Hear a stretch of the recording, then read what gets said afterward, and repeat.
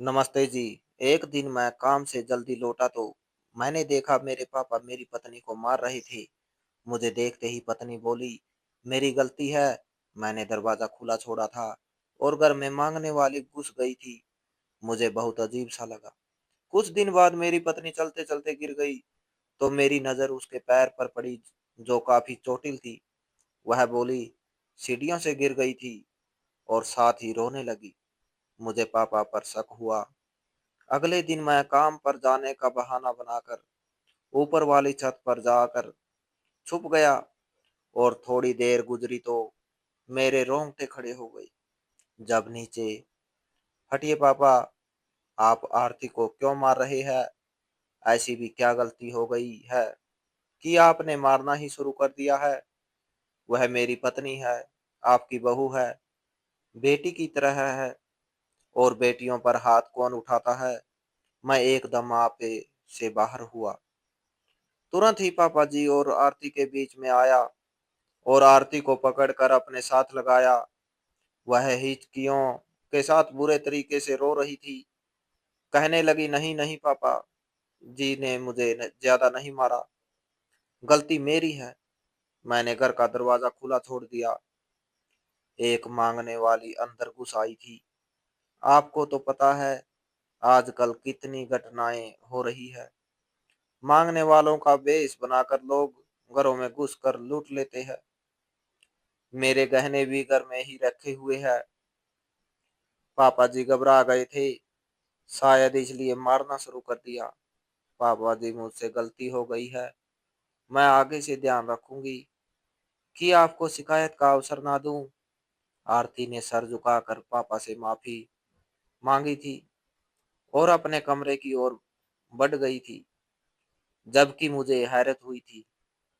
एक दरवाजा खुला छोड़ देने पर कौन बहू पर हाथ उठाता है?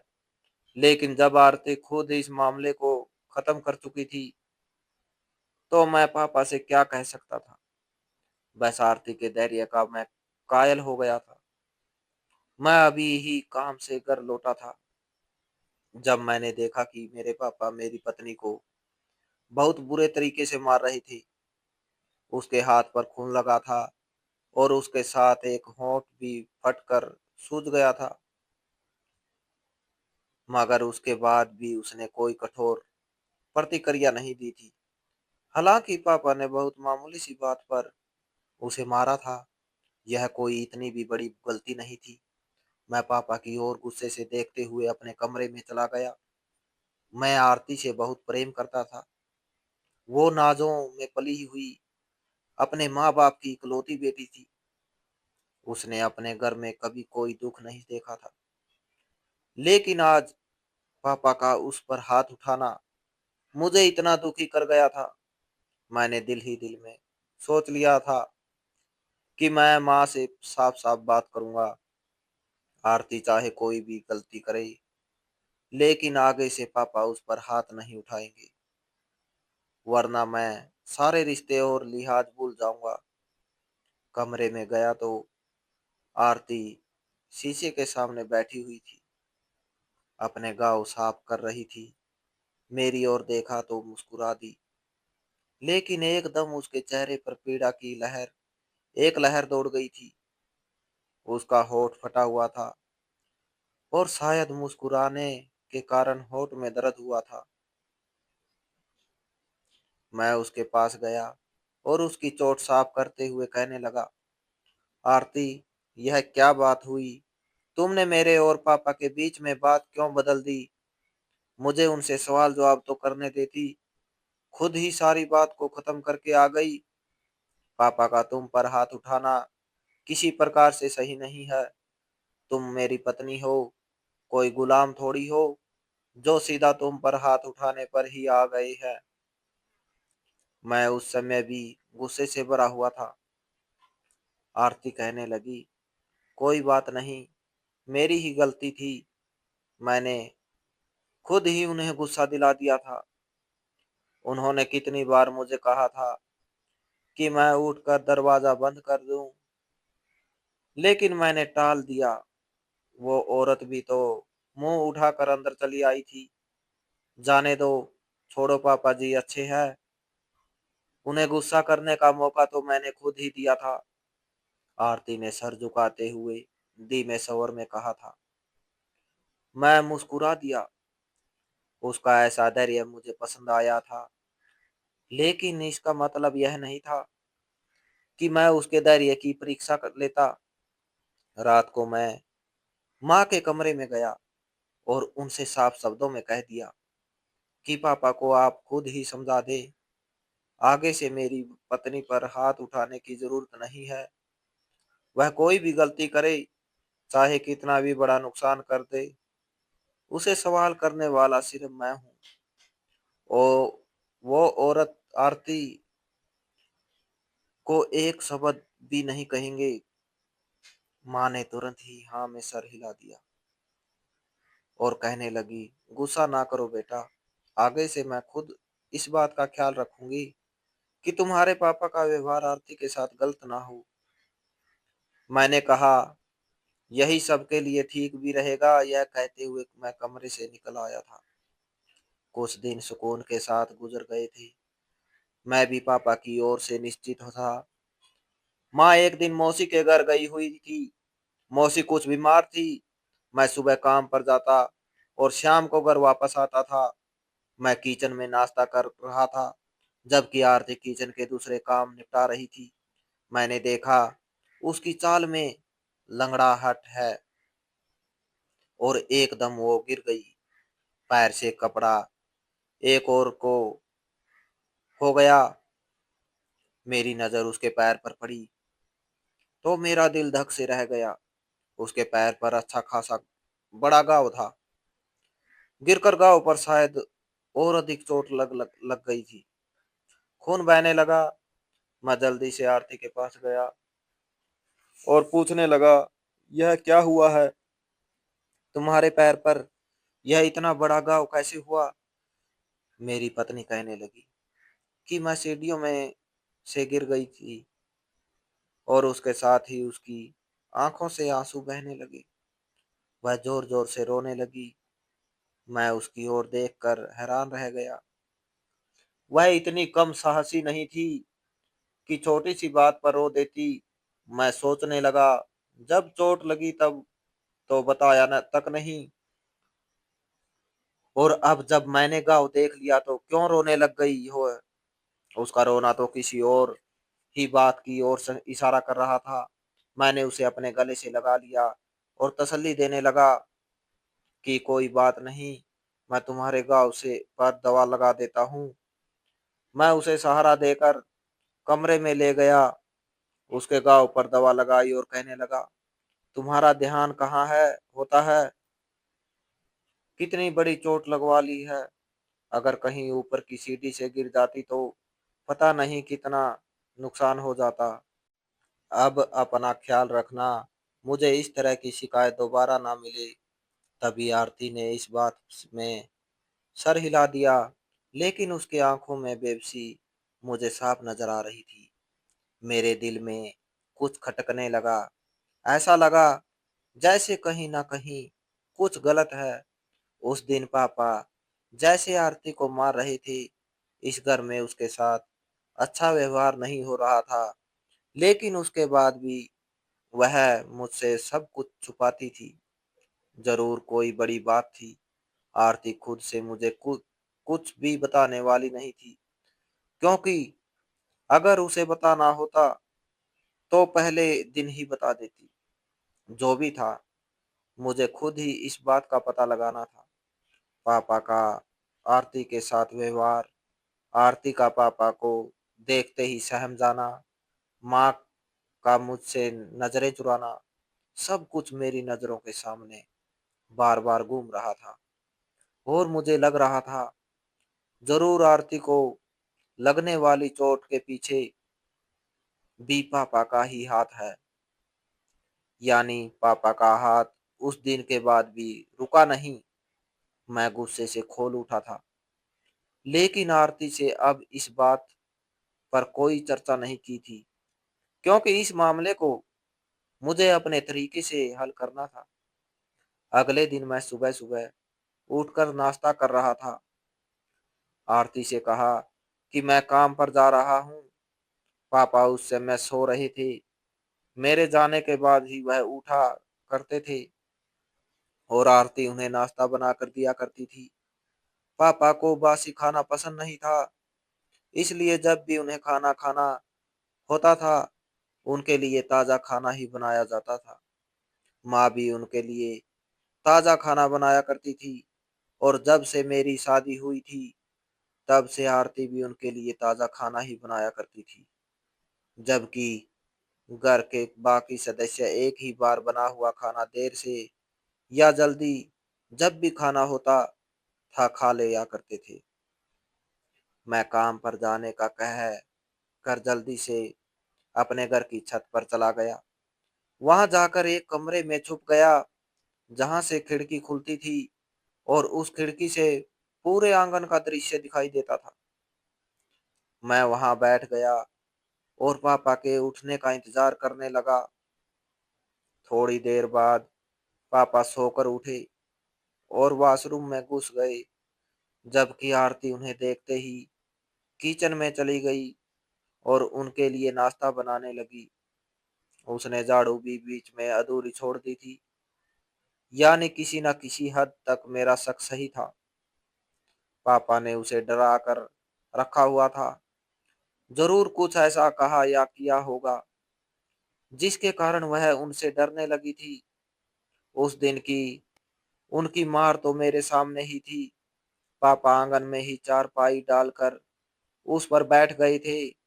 आरती नाश्ता लाकर उनके सामने रख कर किचन की ओर बढ़ी ही थी कि पापा ने थाली उठाकर जमीन पर फेंक दी। थाली उछलकर आरती को लग गई। उसके मुंह से सिसकारियां निकली। मैंने ऊपर अपनी मुठियां भींच ली, लेकिन अभी मैं नीचे नहीं जाना चाहता था, बल्कि यही बैठकर सारी कार्रवाई देखना चाहता था। मैं चाहता था कि पापा की आखिरी हद देख लूं कि आखिर वह कहां तक जा सकते हैं। पापा उठे और कोने में पड़ा वह डंडा उठाया और चार पांच डंडे आरती की कमर और पैरों पर मारे। आरती दर्द से दोहरी हो गई, मगर मुंह से चीख नहीं निकली। पापा लगातार उसे पीट रहे थे और वह मुंह पर हाथ रखे अपनी चीखों का गला दबा रही थी। यह दृश्य अब मेरी सहन शक्ति से बाहर था। मेरे सामने मेरी पत्नी, प्यारी पत्नी को इतनी पीड़ा पहुंचाई जा रही थी और मैं खामोश रह जाता, यह संभव ही नहीं था। मैं तुरंत कमरे से बाहर निकला और पापा को आवाज देते हुए भागता हुआ नीचे आया। उन्हें एक और धक्का दिया और उनके हाथ से डंडा पकड़कर दूर फेंका। आरती उस समय जमीन पर गिर चुकी थी। उसके माथे से खून बह रहा था। पैर पर जो घाव था, उससे एक बार फिर खून रिसने लगा था। वह बिल्कुल ही बेजान हो रही थी। मैंने तुरंत उसे उठाया और अपने कमरे में ले गया, जहां बैठने के बाद मैंने उसे पानी पिलाया। और जब कमरे से बाहर आया तो पापा कहीं भी नहीं थे। पापा से बाद में बात करने का सोचकर मैंने तुरंत आरती को अपने साथ लिया और हॉस्पिटल ले आया, जहां पर उसे पेन किलर इंजेक्शन लगाए गए। डॉक्टर ने मुझे बहुत बुरा भला कहा। डॉक्टर को लग रहा था कि शायद मैंने खुद अपनी पत्नी पर अत्याचार किया है। जाने कैसे यह सब सुनकर मैंने अपनी और आरती की जान छुड़वाई और हॉस्पिटल से घर आया। आरती को सहारा देकर बेड पर बिठाया और उसके सामने बैठकर कठोर स्वर में उससे पूछा, अब तुम मुझे बताओ, क्या बात है? पापा तुम्हें क्यों मारते हैं और तुम क्यों उनकी मार चुपचाप सहन कर ले रही है थी? मुझे बताया क्यों नहीं? और क्या माँ को इस बारे में सब कुछ पता है? आरती ने इस बात में सर हिलाया और कहने लगी, जी माँ जी को पता है कि पापा जी मुझे मारते हैं। और एक बार फिर से रोने लगी। उसकी आंखों को देखकर मैं थोड़ा नरम पड़ा था, लेकिन अगर मैं उसके सामने नरमी दिखाता तो वह शायद सारी बात फिर से छुपा जाती। इसलिए मैंने उसके आंसू साफ किए और कहा, मुझे यह बताओ कि पापा तुम्हें क्यों मारते हैं। तब आरती कहने लगी, मुझे नहीं पता वह मुझे क्यों मारते हैं, लेकिन जब भी मुझसे गलती होती है तो मुझे अच्छा खासा पीट डालते हैं। साथ ही यह धमकी भी देते हैं कि अगर मैंने आपको या किसी को कुछ बताने की कोशिश की तो वह माँ जी को भी घर से निकाल देंगे और आपको अपनी संपत्ति से अलग कर देंगे। मैं नहीं चाहती कि मेरे कारण आप किसी मुश्किल में पड़े। गलती तो वैसे भी मुझसे ही होती है, इसी कारण मुझे मार पड़ती है। इसलिए मैं चुपचाप बर्दाश्त कर रही थी। आरती की बात सुनकर मैं गुस्से से खोल उठा, घूर कर उसकी ओर देखा और कहने लगा, तुम्हें मुझ पर इतना भी विश्वास नहीं है कि तुम मुझे अपने घर वालों की कोई शिकायत लगाओगी तो मैं उनसे बात तक नहीं करूंगा। पापा मुझे जायदाद से अलग नहीं कर सकते और ना ही माँ को घर से निकाल सकते हैं। तुमने यह बैग क्यों पाल लिया था? तो वह कहने लगी, जब उन्होंने मुझे धमकी दी तो मुझे लगा सच में वह ऐसा कर देंगे, और वह ऐसा क्यों नहीं कर सकते। उसने मासूमियत से मेरी ओर देखा तो मैं अपना सारा गुस्सा भूल गया। एकदम से उसे गले से लगाया और कहने लगा, पापा ना मुझे जायदाद से अलग कर सकते हैं और ना ही माँ को घर से निकाल सकते हैं। उनके पास यह दोनों अधिकार नहीं है। माँ को घर से निकालेंगे तो खुद ही ठोकरें खाएंगे। वह कहने लगी, वह कैसे? वह आपके पापा है, उनके पास सारे अधिकार है। यह घर भी आपका पुश्तैनी घर है तो जरूरी आपके पापा के नाम पर ही होगा। आपकी जिंदगी खराब हो जाएगी। इसलिए पापा से झगड़ा मत करें। कुछ दिन के बाद जब आप खुद अपना कोई घर बना लेंगे तो मुझे वहां ले जाइएगा। और माँ जी को भी। उसकी मासूमियत भरी बातें सुनकर मैं मुस्कुरा दिया। कहने लगा, आज शाम को तुम्हें पता चल जाएगा कि पापा मुझे जायदाद से अलग क्यों नहीं कर सकते और माँ को क्यों घर से नहीं निकाल सकते। वह हैरान होकर मेरी ओर देख रही थी और बार बार मुझसे पूछती रही, लेकिन मैंने उसे कुछ भी नहीं बताया।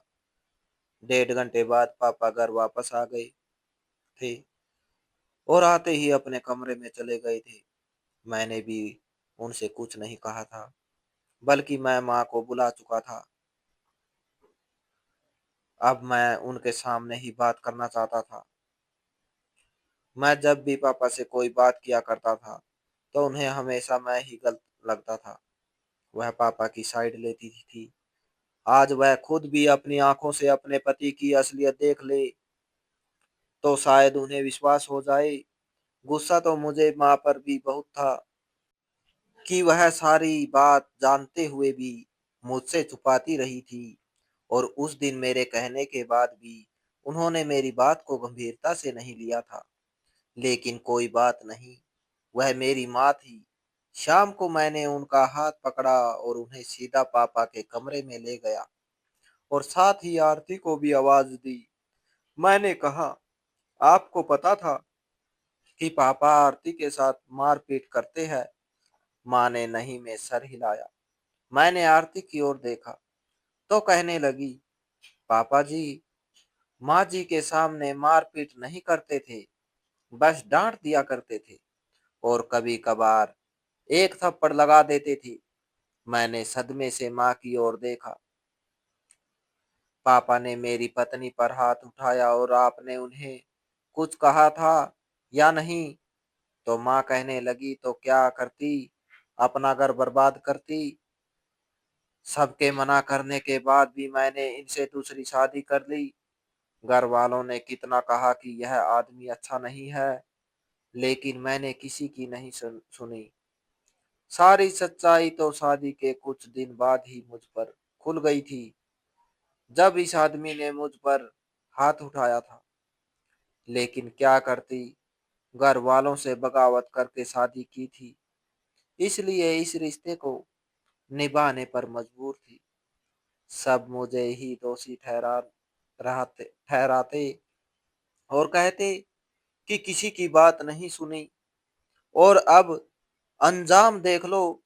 माँ इतनी बात कहकर फूट फूट कर रोने लगी, जबकि आरती ने हरस से मेरी ओर देखा था।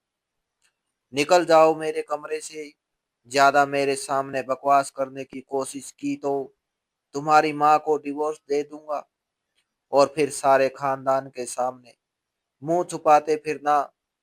पापा एकदम से दहाड़े, तो मैंने उन्हें कॉलर से पकड़ लिया।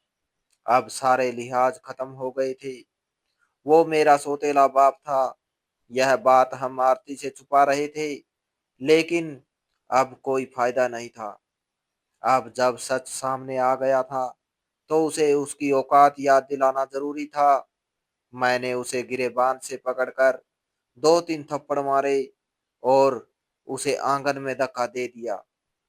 निकल जाओ यहाँ से, और डिवोर्स के पेपर भेज देना। खानदान वालों को हम खुद देख लेंगे। गलतियां इंसान से होती है। माँ, आपने इस गलती को क्यों सर पर चढ़ा लिया? क्यों समय रहते इस इंसान को छोड़ नहीं दिया? इतना समय इसका उसका अत्याचार सहन करती रही।